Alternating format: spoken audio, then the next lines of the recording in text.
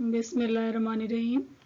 अक्सर घरों में हम ये कहते हैं ये मत पियो, ये पानी झूठा है, ये बर्गर झूठा है, ये बर्तन झूठे हैं, ये ग्लास झूठा है। चले आए देखते हैं इनको किस तरह ट्रांसलेट करेंगे।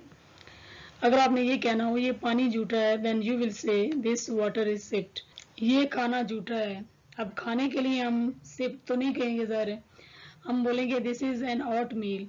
खाना झूठा है, दिस इज एन ऑट मील। अब यूं भी कह सकते हैं दिस मील इज ऑट। ये बर्तन झूठे हैं। अब बर्तन का मतलब क्या है कि ये बर्तन यूज्ड है, दीज आर यूज्ड यूटेंसिल्स। ये बर्गर झूठा है, खाने पीने की चीजों के लिए हम लगाएंगे this burger is ort. Food is ort भी हम कह सकते हैं।